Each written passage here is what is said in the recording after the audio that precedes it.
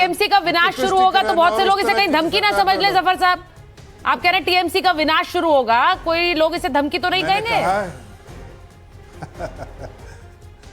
नहीं, मैंने कहा कि अपने गवर्नेंस मॉडल से एक गवर्नेंस मॉडल जो जनता के हितों के लिए काम करने वाला है, प्रदेश के हितों के लिए काम करने वाला है, आम नागरिक की सुरक्षा वाली सरकार, और एक cut money, syndicate, mafia, don, goons, गुंडा, एंटी सोशल एलिमेंट उनकी सरकार हो और एडमिनिस्ट्रेटिव फेलियर हो। यह एडमिनिस्ट्रेटिव फेलियर की सरकार थी और यहाँ गवर्नेंस मॉडल जो है सॉलिड गवर्नेंस मॉडल की सरकार होगी। तो आज देखिए क्या बताता हूं, पतन तो होगा टीएमसी का, खुद से करेंगे टीएमसी वाले, खुद से पतन करेंगे अपने। नहीं, अच्छा, आपने जब ये बोला कि खुद से करेंगे तो मैं एक बार शाकिर अली साहब के पास जा रही हूँ। और जो भी नाम बोलिए जी, मैं एक बार शाकिर अली साहब के पास जाऊंगी। शाकिर अली साहब, आज मैं ये सवाल इसलिए आपसे पूछ रही हूँ क्योंकि एक झड़ी लग गई है टीएमसी नेताओं की बीजेपी में जाने के लिए, तो ऐसा तो नहीं कोई प्लान बना रहे हैं आप भी? नहीं, ऐसा कोई झड़ी नहीं लगा है। जफर साहब से मैं मुखातिब हूं कि उन्होंने कहा कि टीएमसी का विनाश शुरू है, तो टीएमसी का तो हार हो गया, अब क्या विनाश होने वाला है?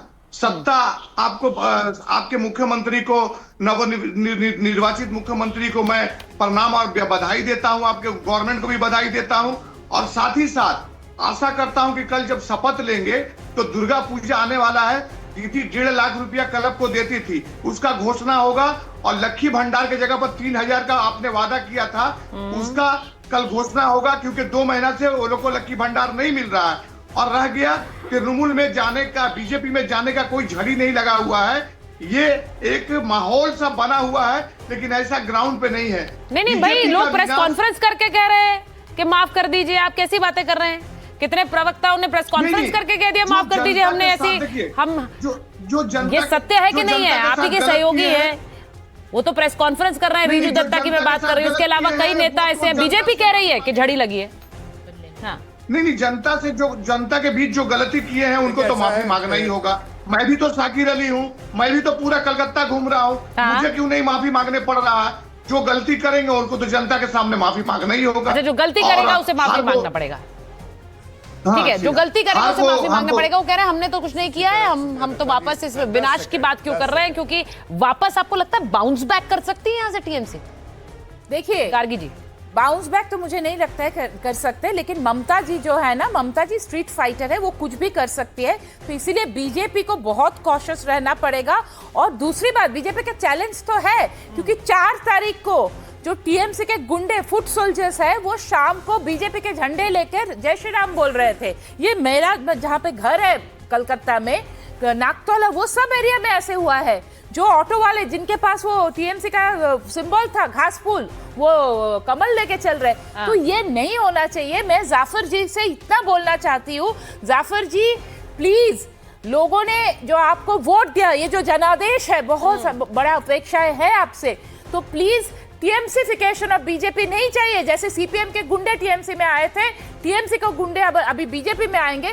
प्लीज, मुझे पता है कि शायद पॉलिटिकल पार्टीज को मसल पावर की जरूरत होती है, लेकिन फिर भी इन गुंडों को तो मत लीजिए। आपके पास बहुत चैलेंजेस है, हिंसा को आपको रोकना है, योगी स्टाइल रोकना है। मैं तो ये भी बोल दे रही हूँ, क्योंकि बंगाल का जो हाल है बहुत खराब है। योगी स्टाइल रोकना है, जहांगीर गार्गी जी कह रही है योगी स्टाइल में काम करना पड़ेगा शुभेंदु अधिकारी को। अब ये बड़ी बात है। सतीश जी जरा बताइए। ये तो पहले से लगता है काम चालू हो गया है, देखा नहीं? योगी स्टाइल में? हाँ, अच्छा नहीं बोल रहे। अरे आप कल देखा, कल या परसों आपने देखा कि एक न्यू मार्केट में बुलडोजर लेके लोग पहुंच गए।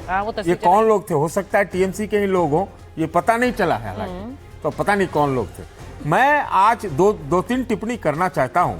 अभी ये कहा जा रहा है कि संस्कृति का विजय हो गया, श्यामा प्रसाद मुखर्जी 100 साल के बाद सनातन विजय, फलां ठिका, बहुत तरह की बातें की जाएगी। लेकिन ये मुख्यमंत्री किसको चुने? जो 6 साल पहले तक उसी कटमनी, उसी सिंडिकेट के पार्ट थे।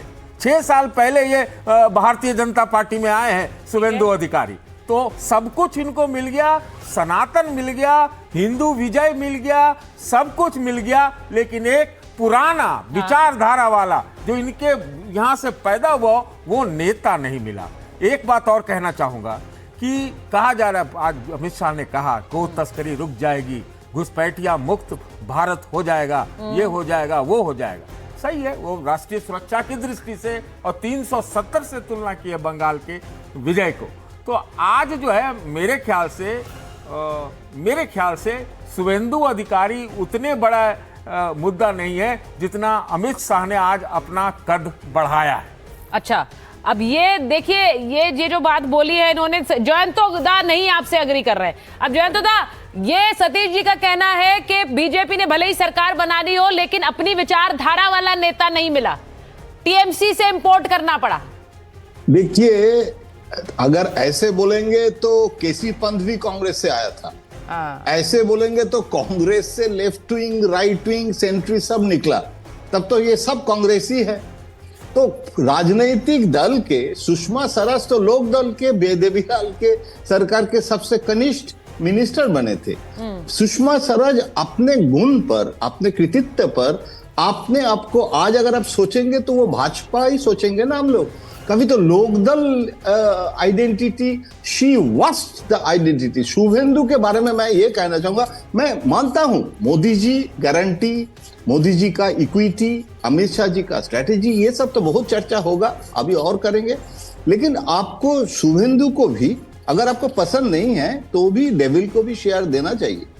मतलब शुभेंदु जो तृणमूल से हम उतने सालों से जानते हैं, शुभेंदु का सबसे बड़ा जो एलिमेंट है वो जिद्दी है। उनको अपमानित हुए थे, वो ममता से अपमानित जितना हुआ था उससे ज्यादा अभिषेक से हुआ था। मुझे हर पल याद है कि 21 जुलाई रैली हो रहा है, यूथ कांग्रेस जो मतलब तृणमूल कांग्रेस यूथ का, वो खुद प्रेसिडेंट है शुभेंदु, और बाकी लोग स्टेज में काम कर रहे हैं और ही वॉज आइसोलेटेड। तो वो उनमें ना वो इमोशनल थे, और वो आपको पता नहीं है बचपन में वो मेदिनीपुर में शाखा में भी जाते थे। ये कोई अन्याय नहीं है, बंगाल में शाखा संगठन बीजेपी से ज्यादा मजबूत है, और आज भी बीजेपी के जो ऑर्गेनाइजेशनल सक्सेस आप देख रहे हैं उसमें आरएसएस का बहुत बड़ा रोल है। आप आरएसएस के आपका आएंगे हमारे मित्र, वो बोलेंगे। लेकिन एक चीज बताता हूं, ये शुभेंदु आरएसएस के बड़ा कॉन्फ्रेंस हुआ था दिल्ली में, मोहन भागवत जी थे, पहली बार कोई मतलब जिसको लैटरल एंट्री कहते हैं हम लोग, तब तो असम का चीफ मिनिस्टर, बिहार के चीफ मिनिस्टर सब बाहर से है, तो उसमें एंटीजन एंटीबॉडी का जो समस्या शुभेंदु के साथ क्यों नहीं हुआ, वो खुद मोहन भागवत जी उनको बुलाया था। कभी ऐसे होता नहीं है, कोई आरएसएस के सम्मेलन में ऐसे नहीं बुलाते हैं, उनको बुलाया था। और हम लोग पेपर में, बंगला पेपर में लिखा था कि जैसे ब्राह्मण को वो उपवीत धारण करने से द्विजत्व प्राप्ति होता है, तो वो आरएसएस के सम्मेलन में जाके उसको एक न्यू लाइफ लाइक वो जो ब्राह्मण का जो देखिए जयंतदा, आप जो बात बता रहे हैं सतीश जी, सुन लिया आपने, बचपन में शाखा में जा रहे थे शुभेंदु अधिकारी, आप यहाँ बोल रहे हैं इंपोर्ट किया है, नई विचारधारा है, वो क्या बता रहे हैं? सुचरिता, जयंतोदा से आप ये भी पूछिए कि अगर महिला जाती है तो क्या ममता बनर्जी भी आरएसएस के शाखा में जाती थी? ये क्या लोग तो ये आरोप लगाते हैं कि ममता जी ने बंगाल में इनके लिए, बीजेपी के लिए, आरएसएस के लिए दरी बिछाया, जिसको इन्होंने कालीन में परिवर्तित कर दिया। नहीं, भाजपा के साथ ममता बनर्जी का तो अलायंस सीट एडजस्टमेंट हुआ था, ये कोई सीक्रेट तो नहीं है। वो तो वाजपेयी जी, आडवाणी जी ने मुझे बोला था कि ममता हमारे उमा भारती है, आज के उमा भारती नहीं, उस समय के जो एकदम एंग्री यंग बीजेपी के, तो बोला ये हमारे उमा भारती है। और उनके साथ बातचीत करके जो बीजेपी ने किया था, अरे भाई एनडीए के तो ममता बनर्जी रेल मिनिस्टर भी तो बीजेपी ने बनाया था ना। लेकिन this is the interesting part of the politics. तब तो आपको कल्याण सिंह बघेला को की भी चर्चा करना चाहिए।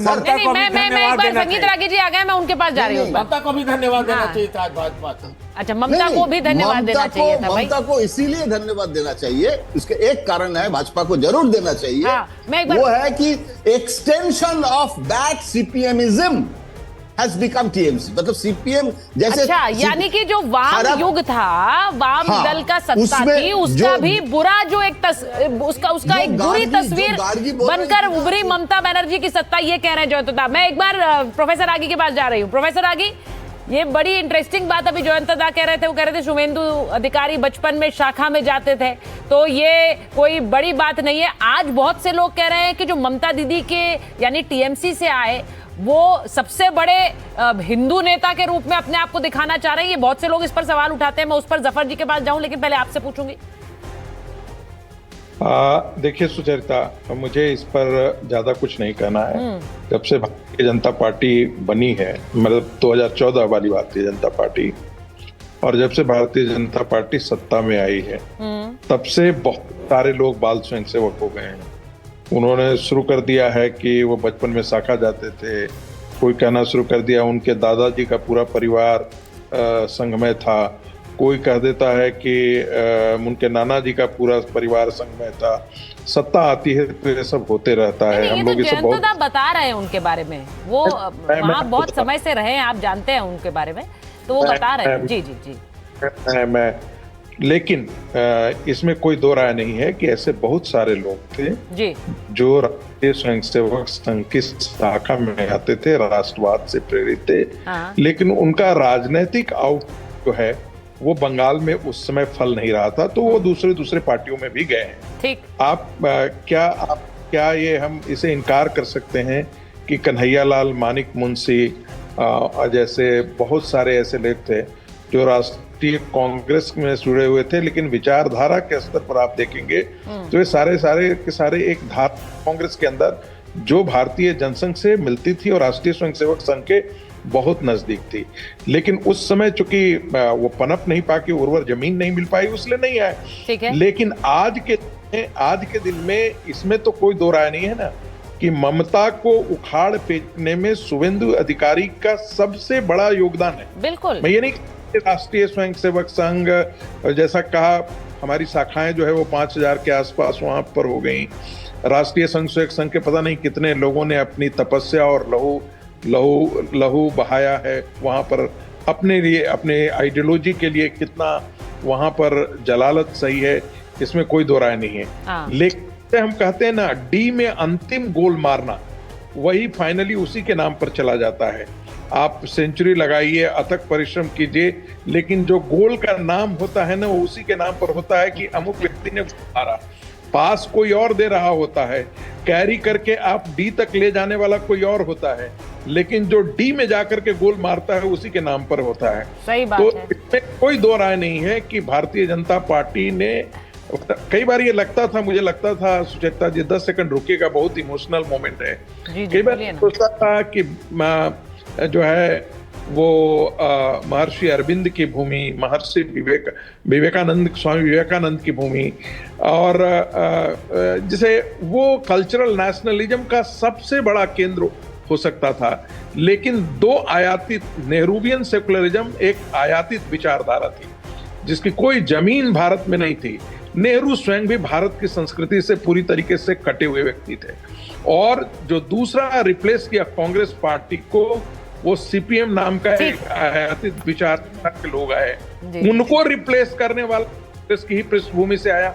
और जो गुंडागर्दी, कभी भी मत भूलिएगा, मैं सेन ब्रदर्स को हमेशा याद करता हूं। सेन ब्रदर्स को सीपीएम के गुंडों ने मार करके उनके खून में चावल पकाया और जिंदा मां को खिलाया। एक टेरर था सीपीएम का।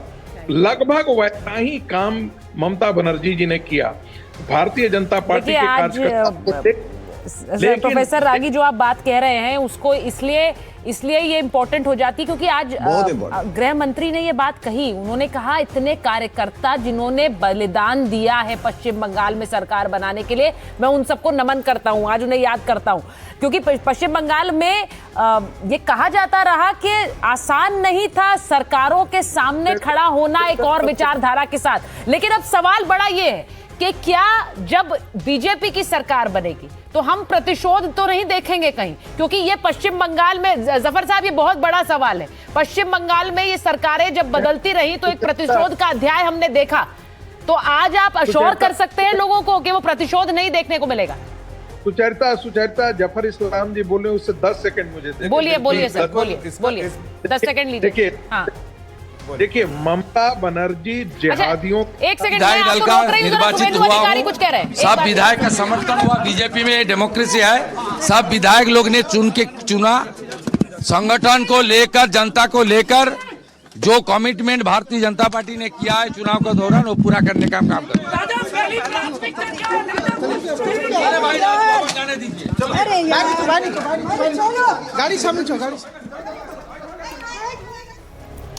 डेमोक्रेसी, लोकतंत्र, परिवर्तन की बात शुभेंदु अधिकारी कर रहे थे।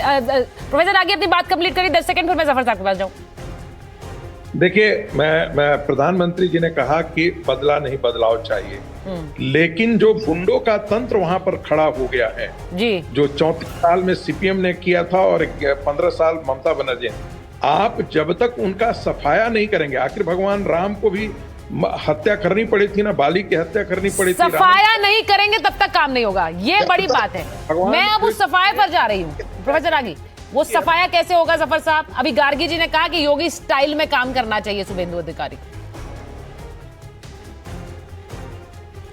देखिए, जैसा अभी संगीत रागी जी ने कहा कि आदरणीय प्रधानमंत्री जी ने बहुत साफ लफ्ज़ों में कहा कि हमारे विंडिक्टिव अप्रोच नहीं है, बदलाव, जनता ने बदलाव चाहा है, हम बदला नहीं बदलाव लाएंगे।